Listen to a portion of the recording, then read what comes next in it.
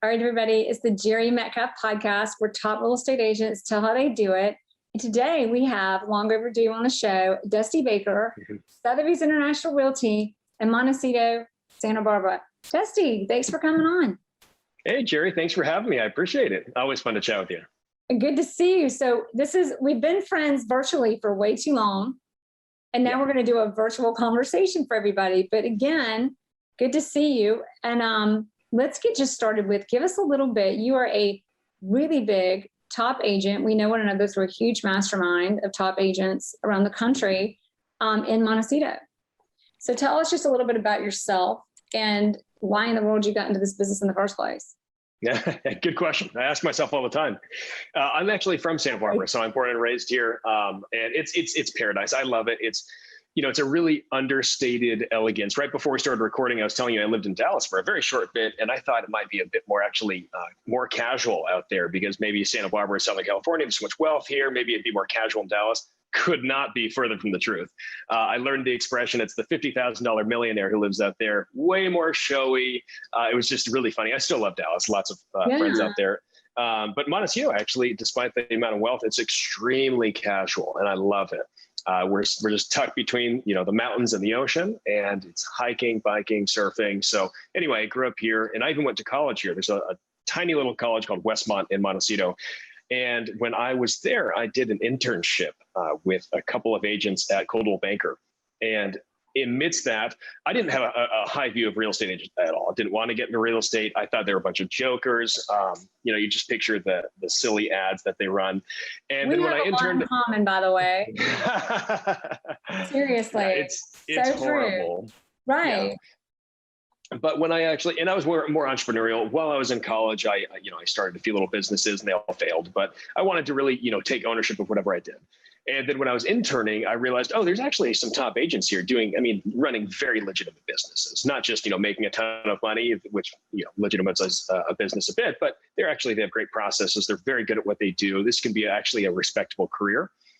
So after college, I continued to work for somebody. We became partners. Obviously, I was licensed.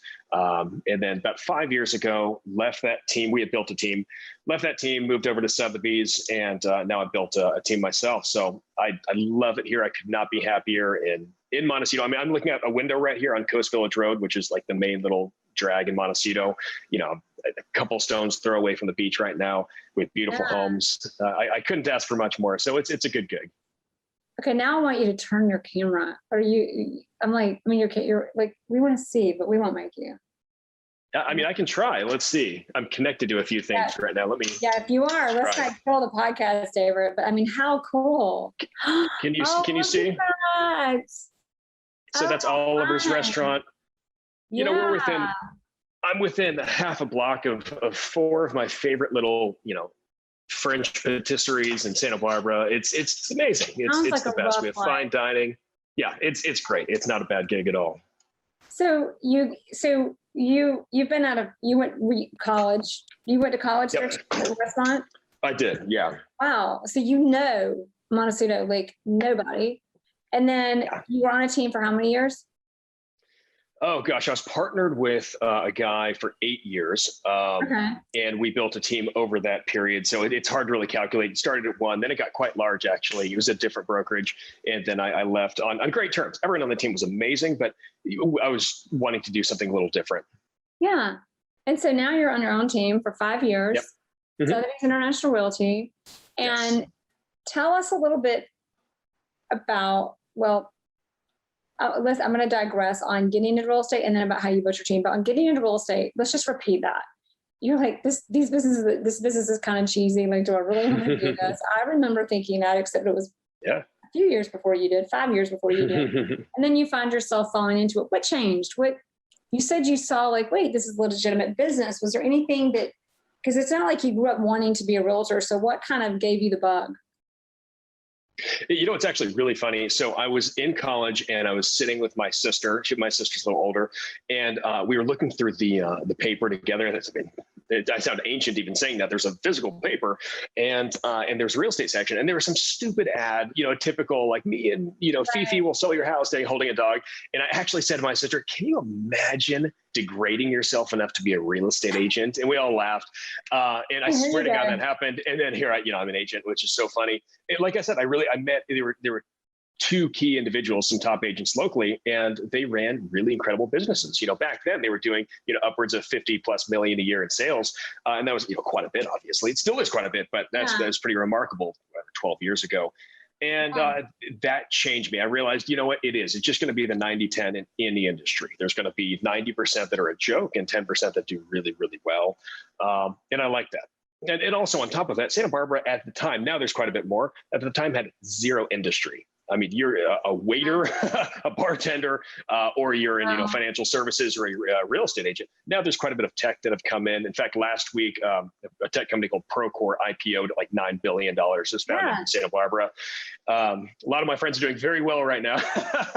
Everyone's saying, "Hey, I can double and triple my, the price I'm looking at for a home." We just IPO'd.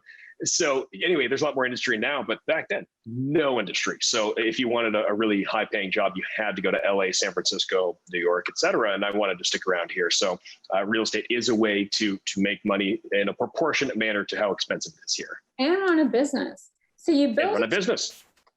And now you've had a team at Sotheby's for 5 years.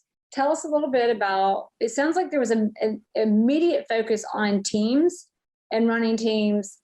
How, why, how did you start it? What have you learned? There's about 5 questions in there. But. Perfect. Okay. It's funny, actually, there was not immediate focus. Maybe I explained it poorly, not immediate focus on teams. And actually, I really begrudgingly built a team. I work with, I don't know if you coach with Liz Bentley, but I coach with Carmen at Liz Bentley. Yeah. And from day one, she's like, you have to expand a little bit. You can't do everything on your own, but I would rather not. So one of the reasons I left my old brokerage and my old team is we were really, basically 50-50 partners. And I thought, God, if this guy gets a DUI or he, gets arrested or something, his decisions impact me. And I really don't like that. And also the brokerage I was at was individually owned by a guy that I know is a really nice guy. I mean, he gets divorced, goes bankrupt. Suddenly that impacts my business. I wanted as few other entities impacting my business as possible.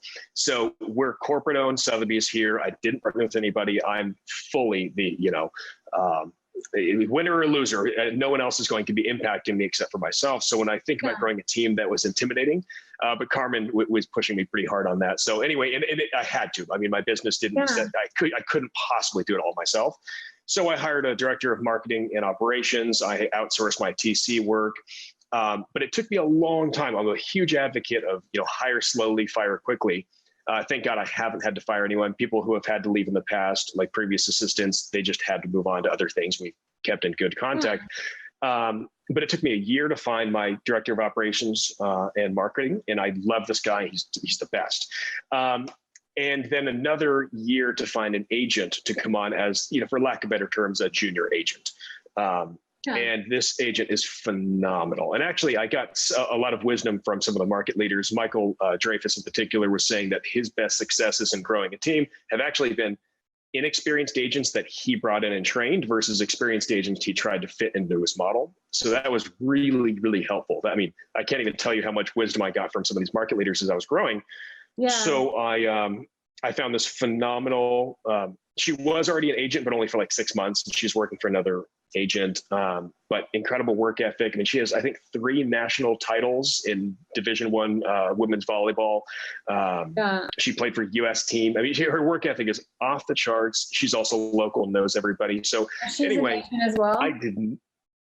Yeah. So she's an agent on the team. So really, it's just me and one other agent, and then we have a director of marketing and operations. Then I outsource TC and some other minor marketing. So it's a pretty small team, and it really was truly only out of necessity. I if I could do it all myself, I would, but obviously I can't. We closed deal. There you go. To be a great luxury agent, being an obsessive compulsive control freak, for lack of a better word, is absolutely essential. Yeah. And that would be a compliment. I mean, seriously. But you've got director of marketing and operations. You've got another agent on your side for showing and helping develop their business. And then when you say TC, like transaction coordinator, when you bring in, is it closings and listings or just closings? Everything. So any deal. So I don't know what Georgia is actually, but California is an escrow state. So we handle all the paperwork and just funnels through escrow. But my transaction coordinator is amazing. She lives, I think, in San Diego. I've never met her. It's all outsourced. Yeah. And it's all per deal, which is also amazing because I mean, our income is like this. So I hate salaries. I only have one salaried position because they're getting paid all the time when I'm, going up and down. So my virtual transaction coordinator is just paid per transaction when it closes. So any of my marketing expenses or costs that I incur, I prefer to be linked to closed deals. And that's what she does. And she's amazing. That's awesome. So that's transaction, but she does all closings, not when you bring in a listing that goes through director of operations and marketing. Oh, exactly. So what my TC does is only paperwork. So she pushes paperwork. Gosh, so she pushes a lot for listings, listing agreements, all of that good stuff too. I handle because the listing agreement is so easy and it's upfront when all the communication is happening with the client anyway. So I'll handle that. I usually write my own offers, but then after that, the hundreds of pages. Once again, I don't know how it is in Georgia. California is paper friendly. We have hundreds of pages of nonsense. Every company has more disclosures. So I literally don't even know how to log paperwork into the back end of Sotheby's. My TC has always done it. So it just frees up some time. Yeah. Right. Yeah. There's a book called Essentialism that would be like, is it essential? No, she can do that. That's great. So how did you really break into this business? You're from Santa Barbara. Was it easy? Was it difficult? What were your challenges? Yeah, it's funny. We all bring a little ego to the table, but I was dating a girl when I got into real estate, 10 plus years ago. And we were having dinner and I said, I still can't believe I said this. I was like, once it's just public that I'm licensed, my phone's just going to be ringing. Like, once they find out that Dusty Baker has his license, it's over. Right. And, I ran a bunch of ads, like I'm licensed. I started a Coldwell Banker and phone did not ring. Let me tell you. So I realized that, the friends and family, that's really just icing on the cake. That's never been it cannot be a staple of business until, decades later, of course, you have to grow. So I was not rookie of the year. Let me tell you, it was a nice, steady growth. And, now obviously the friends and family is a lot more. So it was tough starting. I think my expectations were piss poor, and it was a lot more difficult getting that original business because, listen, homes are usually people's largest assets, and it's crazy to just give it to somebody who just got their license and has no experience whatsoever. So I got a lot of experience having worked for the other agents and partnering with my partner at the time on a lot of his deals. So I had a lot of experience and I was able to, gradually get in, but it was not as quick as I thought it would be. I love that. I love what you said. It reminds me of another agent we interviewed on the show in New York City. He's like, it was all rainbows and butterflies until it wasn't.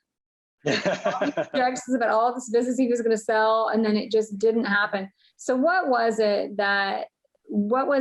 did you learn? What did you figure out to make the deals happen? Good question. I don't know if it's an aha moment, but it really shifted. Early on, there was a lot of, I was also extraordinarily young. I mean, when I was in real estate, a lot of my friends, were like on their, 8th year of college or whatever at City College. So it was hard to even break from that mind state of they're all just hanging at the beach all the time. And I had to, shift and do, no, I got to work 60 hours a week. So that was the first shift, and just, hey, let's get some grown up pants on. And also just realizing there's no one who consistently is successful. Everyone can land a random big deal. That's fine. Or not everyone. A lot of people can. But if you're consistently really successful, you work hard. There's nobody in the country that is consistently doing big numbers that isn't working their tail off 24/7. So my work ethic radically changed. In fact, I played competitive basketball my whole life. And I think, gosh, if I had my work ethic right now, when I was playing basketball, I would have been freaking good. I didn't even know what work ethic was until I got into, the later years in real estate. So it's just a radical shift. Like, you work a lot, and you have to be not just work, they say work hard or work smart. Do both. Work smart, hard. Work smarter and harder. It makes me think about, I'm sure you've listened to Gary Vee. Yeah. And he has this thing, this is a long time ago, but he talks about, people say I'm lucky. And he's like, I'm not fucking lucky. He's like, I work hard. You guys were on the beach. I was working. And he has this whole thing. I know he says a lot of those. So for you grew up on the beach. You grew up in Santa Barbara. So what was that moment you were like, no, really? Like, was there anything that happened? We're like, no, really? Like, I got to be off the beach. And here's the other one. When you're working, I think a lot of people are like, what is it that's going to work? Now, we've got a lot of seasoned agents that listen to this, but even as a seasoned agent, I like to hear what other people say makes it work. And we've got a lot of people even thinking about getting into business listening to this. But on both of those, like, what was it? Like, what hit you where you're like, yeah, really, I got to work and this is the work I've got to do? I always had a thought. I want to get a lot of this junk out of the way. I know that anything special in life takes a lot of hard work, and income doesn't just happen overnight, and neither does a business. And I always thought, okay, I'm single now. Now's the time to do it. So before I get married or have kids, I want to have a really successful business. Kind of happened. I was not successful when I met my wife. In fact, the running joke was she was my, sugar mama. She was extraordinarily successful in her career, and I was still building mine. So no one could ever accuse her of, marrying for money. It was quite the opposite. And luckily, by the time I had kids, I was a bit more established. But that was the thought process. I really want to plan ahead. I really want to be prepared for, having a wife and kids. And I don't know if anything else necessarily shifted, but it was just, I knew that it had to be done. I mean, it's really funny, actually. Just the other day, I save every contact. So what's really funny is, someone will call me and I'll be like, wow, I have this number saved. What in the world? And I'll add little notes. I'm like, oh my gosh, I met this guy at a property 10 years ago. How weird is that? So that actually happened, and there's an address, and I was like, what in the world property is this? It said so-and-so met at this property, and I look it up, and it was like, 10 years ago at an open house on a bank-owned listing that we had, and just this complete piece of junk. Anyway, I look it up, and I remember thinking, oh my gosh, I remember standing in this house. First of all, standing, you couldn't sit down, it was disgusting, at an open house on a Saturday, and all my friends were at the beach. And I remember thinking, well, this sucks, but it is a delayed gratification. So I want to be able to build an incredible business where, it was worth it. And it did, and it worked out really well. But like I said, there was definitely that shift when I was much younger. It gets easier, when people around you have their crap together as well. Who you're around, that was picking up your habits. Yeah. Interesting. So just things I'm picking up you saying, you've got to have your why. You've got to be around the right people. Mm-hmm. The why is your family. Yeah. You've got to be around the right people. The partiers were great in college, but now you've got to align with people who are doing what you want to do. And in doing that, you've got to pick up the right habits. And that's what initiates your habits, is the right people and your why. Yeah. And that's probably the biggest thing in life for anything, is I like to surround myself. They say you're the average of the 5 people you surround yourself with the most. But that's one of the reasons I love, the group that we're in. And I love to surround myself with people that I really, aspire to be. The tough thing is that it was tough to find early on. I would see people who were radically successful in the business, but other parts of their life were really messy. And I think, well, maybe the reason they're so successful here is because the rest of their life is a disaster. So I've been always keen on trying to find people who have a kind of a holistic quality life that I like to, aspire to have. But I'm a huge advocate of that. Listen, if all your friends are overweight and lazy, you're probably going to be overweight and lazy in every, aspect of life. Yeah. It's amazing how, conscious of it or not, you are what you're around. Yeah. Or who you're around. You really are. Yeah. So what do you find is the most what do you find the most challenging about being a real estate agent? You're always on. That's the most difficult. I think that most people, like I'm actually meeting with a buddy next week, and this person he was in the industry and he's pulled back quite a bit. And I want to chat with him just a bit about it, see what he's doing now. But it was all around this is a weird lifestyle. And it just is. Frankly, with people, you can make a good amount of money in real estate, but you kind of have to. Imagine if it was just the same exact salary as a normal job where you had paid vacation and no one was calling you, at 8:00 at night on a Friday. It just wouldn't make sense. Mm-hmm. The constant on is extraordinarily difficult. It's difficult on my family as well. That's another reason why expanding the team a bit. You saw Caitlin walk by in the background. That was not just to grow the name. My name wasn't just to grow my business, wasn't even necessarily just to grow income, even though all of that's happened. It was to create a bit more normalcy in life for her, for me, for people who work for me. So one of the biggest challenges my wife brings up is we just are never guaranteed a free weekend. I can say, hey, I have nothing set this weekend. Nothing is planned. It's just going to be us. And then a VIP calls and says, hey, our jet just landed. Can you show me some properties? You're like, oh, crap. So the team has definitely helped in that, where you can have some weekends off. But that's definitely the most difficult part. And I'm sure every agent would agree with that. Yeah. And so what do you, because in that challenge, I have found that not many of us have figured out how to overcome it unless we're not really serving at the level that the level of clients you serve. I mean, people flying on private jets, you kind of got to be there. Yeah, I mean, yes and no. There's certainly times where even if, I mean, we switch weekends on and off to create some normalcy. There's always going to be times when it's someone who's, particularly important, or I have a really unique relationship with, that I have to jump in, and that's fine. Or with Caitlin as well. But for most of the week, or weekends, I should say, you can get away with having someone else show the listing. And that's, I never wanted to grow a team with trashy people. I mean, using the term trashy loosely, but unless they were really quality, unless I can, look you in the eye and say to you as a seller, no, this guy showing your home is just as good as me. Like, this is quality. That's why it took me a year to find the director of marketing operations, who's also licensed and shows property really well. And Caitlin as well took me another year to find that, because it has to be something where I can very authentically say, no, you're in very, very good hands. And in fact, a few months ago, I ended up getting COVID. I was pretty sick for a couple of weeks, and obviously I had to stay in my house for a while. Of course, during those few weeks, we have, a $20 million buyer in town. We have a boatload of high-end listings. We're constantly getting showings. There's so much happening.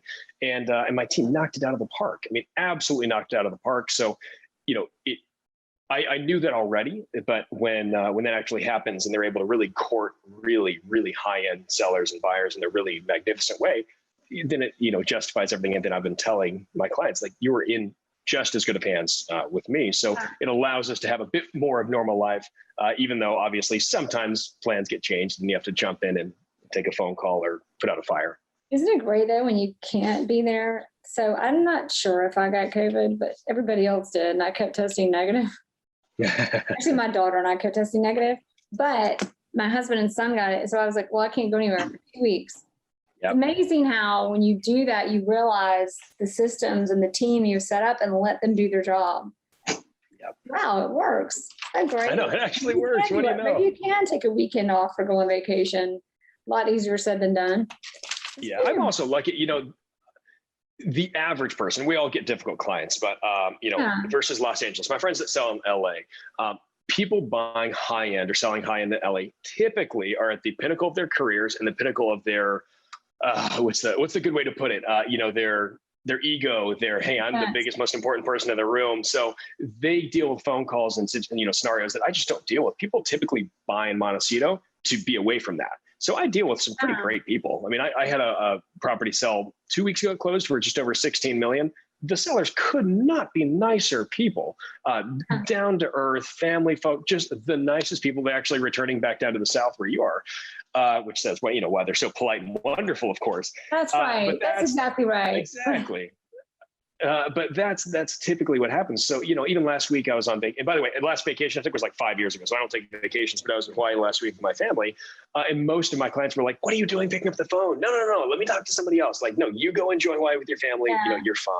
So, when you get to work with some really great people who really understand, values like that, it makes it a lot easier as well. And that to me is success. I don't necessarily need to grow. I don't need to sell 200 million a year. I'm happy in that, 1 to 120, 150 range. But if I can pick and choose the type of people I work with, 50 million, that'll do, right? Yeah, it'll do for now. But if I got to do that with really great clients like these folks that I just sold their house, oh my gosh. I mean, if I could just have people like that, I would have the best life in the world. We all have difficult clients, but if I could start picking and choosing only folks like that, you'd be the best. Well, it sounds like you attract a lot of those already. I try to. So what's been your biggest aha about this business? You would go in thinking it's going to be one way, and I would say the biggest aha, at least maybe not aha, but the biggest piece of information that changed was when I really was doing a lot more in the ultra luxury range and realizing that there's no difference in humanity between a $500,000 condo buyer and a $25 million buyer, at least at the core. Even the $25 million buyers have the same insecurities. Everyone thinks, gosh, am I the only person that's like dumb enough to buy this house? Why is it still on the market? They have the same family issues. It's all the same. And also, people will ask consistently, hey, you deal with a lot of these, really high-end buyers or sellers. Are the expectations crazy in the way that they think in a movie? And I would say, well, no. I mean, they have expectations that I know what I'm talking about. As well, you should. They're spending a lot of money. I should be an expert. I should be the best. I should have answers to every question. But I think that's commonplace. But in terms of them just being total jerks, there's no separation between super low end and super high end. Same percentage of entitled jerks and same percentage of really low key people who truly value you and your time. So that's been a really interesting just piece of data I just didn't have 10 years ago. So what that's led me to do more and more is, I guess in the aha moment is just to be authentic. People really value authenticity. And that term is thrown around really, really loosely, but authentic in the fact that if I don't have the answer, I just say, I don't know, but I'll get that information for you immediately. And hopefully limiting the amount of times I say, I don't know, but even being authentic when, sometimes I do get grilled in a way. I was in a listing presentation recently and the wife actually hit the husband, was like, come on, like, what are you doing grilling this guy? And I said, no, don't stop. You deserve to ask every single question. That's fine. This is what I plan to do to sell your home. And this is where I see the differences between me and another brokerage. This is what I think Sotheby's brings to the table. And let me show you, via some of these analytics, but this is why I'm at this company. This is why I'm putting, why I think your listing is in the best hands with me at Sotheby's in a very, very authentic way. That's not a used car sale at all. I like to back every statement up with data, but the more authentic I am at every single price point, the better it's been because, getting back to my original thesis, we're all humans at the end of the day, and we're all remarkably similar, regardless of price point. It's good to know that. I think sometimes people, when they get in certain situations, people are still people, whatever's in the bank account, whatever they're doing. It's still people, still one heart, still two legs, still two arms, all of that good stuff, still very similar. And what I love what you said is kind of talking about authenticity, you hit on integrity. And then the other thing is having the confidence to know it's okay not to know. I remember being new in this business and thinking, I know. Like when I don't know stuff, the anxiety is so high. I can't wait until I can know it's okay to not know. Well, in the beginning, you don't know what you don't know, and you don't know what you shouldn't know. At this point, I'm more comfortable. Like if I don't know something, it's probably not a mainstream thing because I would know it at that point. So I feel a lot more comfortable just saying, I have no idea. I've never run across that. Excuse me. So that's been fine. So working with your clients and working in the industry, what's the difference between, you've been doing this for 13 years, 15 years? 12 to 13. I don't even remember, to be honest. The difference between, I know, I don't want to count anymore. I'm not in the 20s yet, just close. But what is the difference between your experience as an agent working with clients in the beginning and what does that look like now? What does the client look like then and now? What do you look like then and now? I've never asked that question before, by the way. Oh, nice. First time. Mm-hmm. From just a statistical basis, my average sale price is different. So the average deal is very different. Mm-hmm. For the early stages, is average sale price about 700,000. Last year, it was about 3.9 million or something like that. So just the average deal is quite a bit different. And then our processes are different. Don't lose your train of thought, but I want to make sure y'all heard that. We're talking average sales price of around 700,000, which is pretty good, by the way, in most markets. Yeah. Mm-hmm. And now you're talking about in any market, and even in your market, you're talking about like almost $4 million average sales price. Mm-hmm. So big difference right there. But keep going. I want to make sure you hear that. Go ahead. Yeah. I mean, big difference. On the buyer side, the difference is, so $700,000, actually not even that anymore. The market's so different. It's about $1 million, $1.2 million is kind of a 60s tract home. You get to kind of choose location and kind of choose if it was recently painted or, flooring redone or something like that. That's about it. You're not really choosing style per se. It's kind of, if you can make it work or not make it work. So there's just a lot less to it. And then on the listing side, there's also a lot less. You can only be so creative in marketing when it's a 60s ranch home. You get your photographs. Hopefully you can get it painted or staged or do whatever you can with aerial or marketing the area, something like that. different price points, you're talking a lot more about specifics in their life, especially in Montecito, we're a secondary market. So, I mean, is this going to be a fifth home? How often are they planning on using it? Are they planning on bringing people here when they are here? Do they need the guest house? Do they want the pool? Do they need the view? Do they need the land? Do they want to walk to the beach? There's just so many more components versus, a 60s ranch home that there's only so much to it. On the listing side, you can just be a lot more creative. And that's what I really enjoy. I like I don't even have one photographer. I have different photographers that I use for different styles of homes that I know just knock it out of the park for that specific style of home. You can get a lot more creative in the marketing of where it's going. I mean, certain homes, I know for basically a fact that it's going to be someone from Los Angeles. Other homes, I really think it's going to be more Northern California. We still cover a lot of other bases, but we can be a lot more kind of customized in where we're marketing and what we're doing. So that's when it gets a lot of fun. There's just a lot more you can even bring to the table to customize people's experiences. Yeah, that's amazing. And as you get into you break into luxury, and I think you've done some co-listings with other agents and other markets, but what do you find everybody wants to be, or they think they want to be in ultra luxury real estate. And then you get in it, and there are those of us, or like you, who want to be. And then there are those who actually can pull it off and those that can't. Yeah. What's the difference? So the first word that came to my mind is self-awareness. I think that's the first one. Some people have no self-awareness. I'll give you an example. There's an agent in our market, and there's 2,000 agents in our market, so that no one will be able to tell who this is. But I know they've been really trying to push into the luxury realm, and they're doing it, in my opinion, just all the wrong way. You kind of have to understand who the market is, what other markets even compare to it.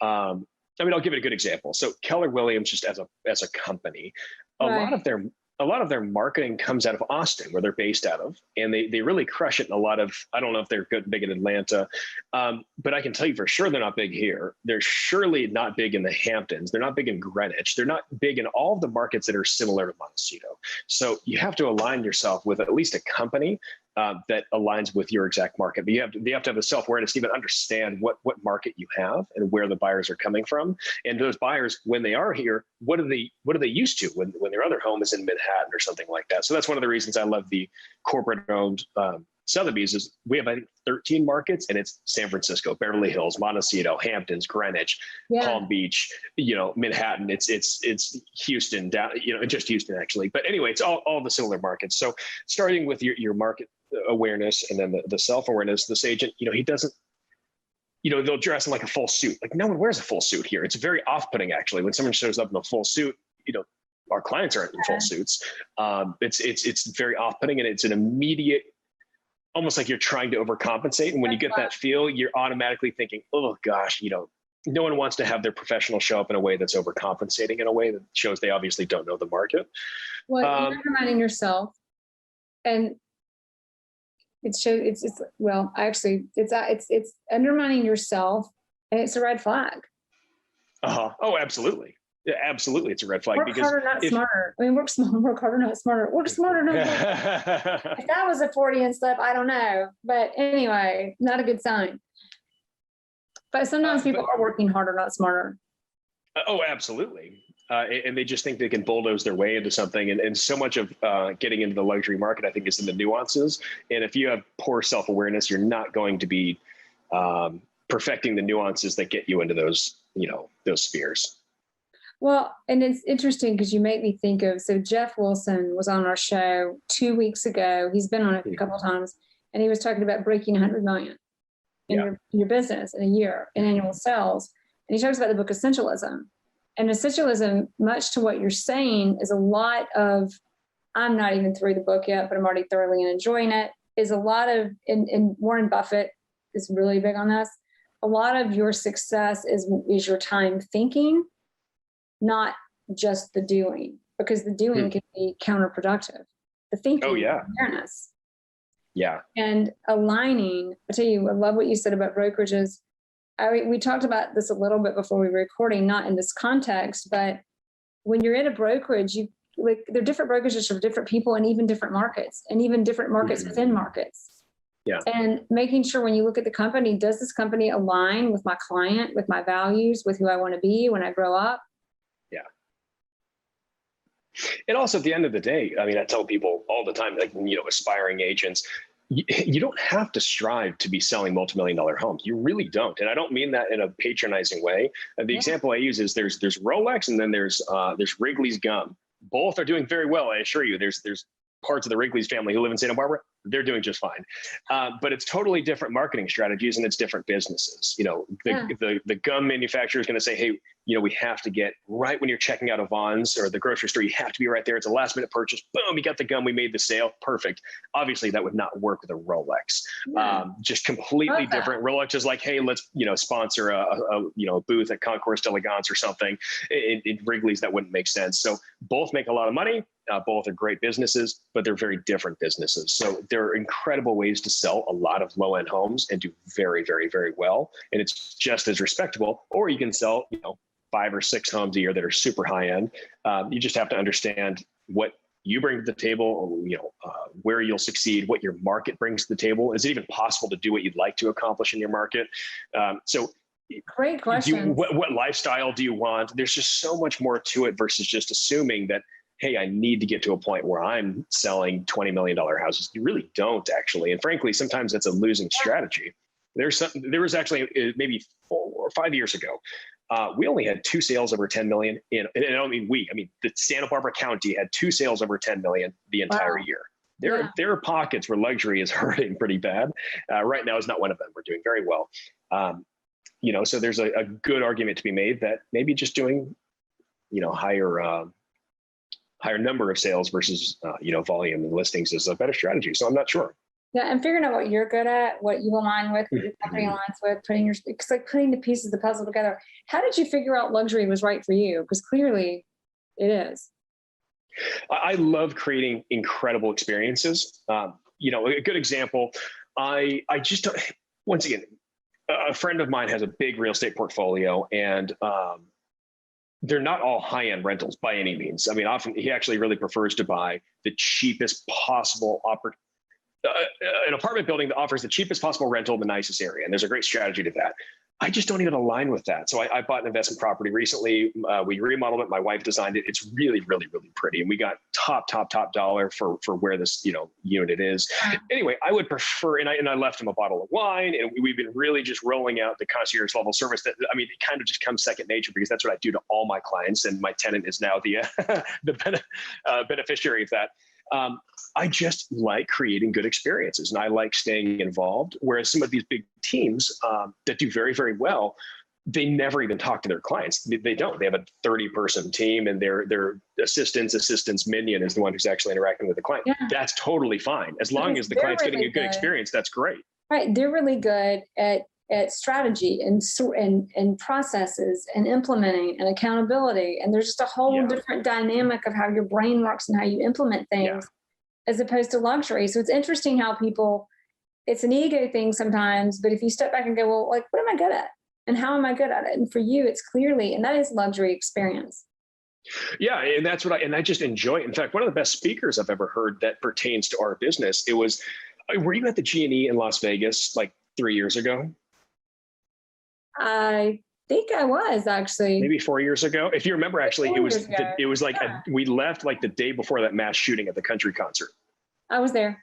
Yeah. Yeah. So do you remember the speaker? And he was he was like the director of the Four Seasons or something like that. Or he was the director of some really high-end ultra luxury hotel. Guy. It was the Ritz. Exactly. Yeah. I've forgotten his name, but I know his speech. Yeah. And I thought that was the best because I don't necessarily need to hear about, sales pipelines like that. Maybe that helps a little bit, but when we create this luxury experience, and one of the things he said is you need to anticipate problems and provide solutions before they even ask about the problem. And he said, listen, when people are checking in to the Ritz in New York City and it's 110 degrees, you don't have to ask if they want a cold water. They want a cold water. And I always remember that thinking, okay, how can we get ahead of a situation where I answer all of my clients' questions before they ask them? Anyway, to me, that's a lot of fun. I like creating incredible situations for clients. I like having that concierge level white glove service. It's just a lot more fun to me. It really is. I'm a bad manager. That's why I kept telling my coach, I don't want to have a team, but then, we have to. And luckily, Just a couple people. Right. Just a couple of people. Yeah, exactly. But I don't like to manage. I'm not in this to manage. And I don't see us as being a business. Some people think, hey, we can grow this big business and then sell it or something. Maybe they can, and I hope they can. I think we're just really high level consultants. And that's the way I see myself, as a high level consultant. And I'm involved. And that's the expertise that I bring. So if I can consult in a way that is really above and beyond anything else that they've experienced, I really, really enjoy that. That's the fun part of it. Not the phone calls at 10 p.m., but that's tough. But that really sums it up. I mean, that's really like, what a great explanation of what you do, why you're good at it, and luxury real estate, really and truly. All right, we've got the final three. I know you've got to get running here, so we're going to do final three and we'll get through these, and we could get through these in a minute or 5, depending on if it'll take longer. I'll shorten my responses. Sorry about that. No, this is great. And what great insight about luxury real estate, really, for all of us in it, not in it, wanting to be in it, or are we sure we want to be in it? Final 3. Number 1, what is your greatest resource in your success? Is that a tool, a person, something you do, whatever it is, please share. Oh, gosh. I mean, day to day, it's just process. It's organization. Day to day, it's organization. If you're organized, then whatever format that is, whether it's Close or Pipedriver, any CRM, it'd just be painfully organized. From an aerial perspective, painfully organized. Yeah, keep going. Aerial perspective, I think coaching has been the biggest shift in my career. What about coaching for you does that? It keeps me aligned. I mean, I used to be every other week, and then once a month is fine for me. We get so much done, and I get so busy, once a month is fine. But I know for a fact I can only stray so far in 30 days before they get me right back on. Yeah. But you have access to, my coach has clients all across the country. I get to tap into, she doesn't use their names, it doesn't say, hey, Jere Metcalf does this, and you should do this, but she'll say a client of mine has these strategies. So you get, a lot of inside information. And she asked questions I never would have thought about. She directed me in ways that I wouldn't think about either. I grew up playing competitive basketball, and the best players had the most amount of coaching, which sounds counterintuitive. You think all the crap players would need all the coaching. You kind of leave those by the wayside. The 10th man off the bench just doesn't get the resources. So I finally, about 4 or 5 years ago, I was like, why am I not getting coaching? This is insane. When people like Greg Lynn are being coached on, a routine basis, what am I doing not getting coached? So anyway, coaching from an aerial perspective, I think was the biggest thing. What a cool insight into coaching. Like, I actually have 2 coaches. I have a personal coach. Oh, there we go. And I have a coach, and neither one of them are in real estate. That's great, you're my real estate coach. But I have one, and then the other one is more of a understanding how people think and communication coach. So right, but to your point, it's amazing because it's fine tuning those skills. It's amazing what it does for you. Next question, book. What book do we just have to read? Change your life, change your perspective. You wouldn't be the same without it. Oh, interesting.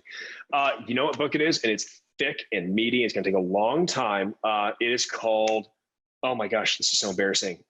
I've heard the author speak live twice. Thinking Fast and Slow. Oh, by, oh my gosh, this is so embarrassing. It's all right. We'll find the author. Thinking Fast and Slow. I started it. Was a tough read. I'm going to pull it up right now. I'm going to find it for you. Daniel Kahneman. So Daniel Kahneman, he personally coined many of the phrases that we even say today.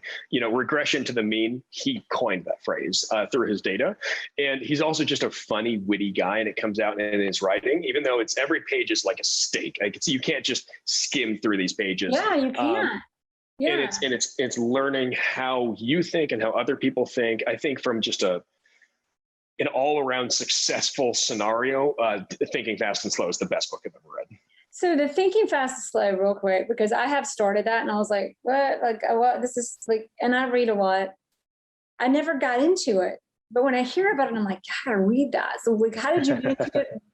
What was your one big takeaway? And then we'll ask your final question. Oh gosh. I mean, the one takeaway is just how we think as humans. The other one is Influence by Robert Cialdini. And a lot of people have read that as well. It's just understanding how people make decisions. And that's all marketing is, really. It's how do people mentally make decisions, and what gets them to make a decision to call you to list their house. So from just an aerial perspective, those are really interesting. If you're looking at, hey, how do I create lead generation in real estate? Those books are not helpful.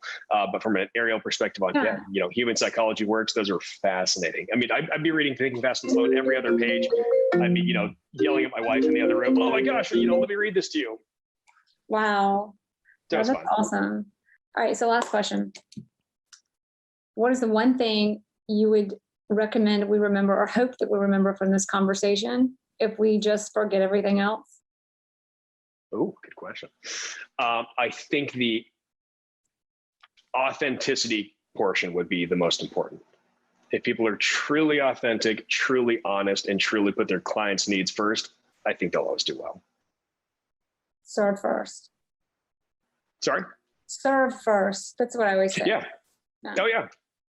Love it. Someone told me that early on. They said, I don't pay attention to the money. You just do a really, really good job and money usually follows. Yeah, okay, that makes sense. It's actually true. It sounds naive if you're not in this business.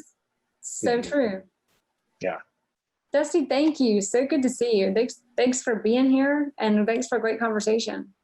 Yeah, this was fun, Jere. Well, thanks so much for having me. I'm honored. You get all these big hitters on your podcast. I'm honored to be on the show and chat with you. This is great. You're one of them. Yeah. Thanks for listening to the Jere Metcalf podcast, where top real estate agents tell how they do it. If you like this episode, please share it with friends. To find more episodes, search Jere Metcalf Podcast on any platform for podcasts, or go to JereMetcalfPodcast.com. That's JereMetcalf podcast.com.